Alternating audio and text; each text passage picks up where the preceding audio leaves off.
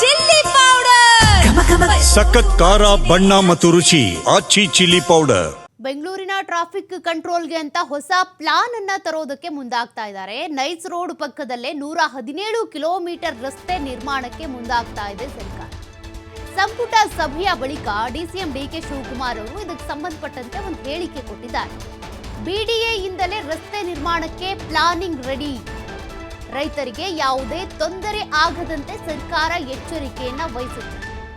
Nice road ಪಕ್ಕದಲ್ಲೇ ನಿರ್ಮಾಣವಾಗ್ತಾ ಇರುವಂತ ring road ಬಗ್ಗೆ ಮಾಹಿತಿ ಕೊಟ್ಟಿದ್ದಾರೆ. ಮಧ್ಯದಲ್ಲಿ ಮೆಟ್ರೋ ನಿರ್ಮಾಣಕ್ಕೂ ಕೂಡ ಜಾಗ ಮೀಸಲಿರುತ್ತೆ ಅಂತೇಳಿ ಡಿಸಿಎಂ ಹೇಳಿಕೆ ಕೊಟ್ಟಿದ್ದಾರೆ. ಏನು ಜಾಗ ಈ ರಸ್ತೆ ಕಮರ್ಷಿಯಲ್ಗೆ ಇರೋದ್ರಿಂದ ಅಲ್ಲಿ 35% ಏನು ಜಾಗ ಉಳ್ಕೊಳ್ತದೆ ಅದನ್ನ ನಾವು ರೈತರಿಗೆ ವಾಪಸ್ಸು ಕೊಟ್ಟು ಕಾಂಪನ್ಸೇಷನ್ ರೂಪದಲ್ಲಿ ಅದು ಭಾಳ ವ್ಯಾಲ್ಯೂ ಇರ್ತದೆ ಆ ರೋಡ್ಗೆ.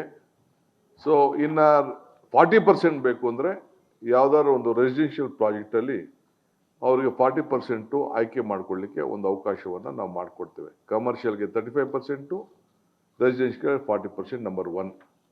ಎರಡನೇದು, ಇವತ್ತಿನ ಬೆಲೆಯನ್ನು ಅನುಗುಣವಾಗಿ ಅದಕ್ಕೆ ನಾವು ಲೇಟೆಸ್ಟ್ ಪ್ರೈಸನ್ನು ಕೂಡ ಕೊಡಲಿಕ್ಕೆ ನಾವು ಅದಕ್ಕೆ ಮುಂದೆ ಬಂದಿದ್ದೇವೆ. ಅದಕ್ಕೆ ಲೋಕಲ್ ನಮ್ಮ BDAಗೆ ನಾವು ಅದನ್ನು ಆಥರೈಸ್ ಮಾಡಿದ್ದೀವಿ. ಅವರೇ ಅದನ್ನು ಪ್ರೈಸ್ ಫಿಕ್ಸೇಷನು ಈ ಹೊಸ ರೇಟನ್ನು ಏನು ಕಾನೂನನ್ನು ಗಮನದಲ್ಲಿಟ್ಕೊಂಡು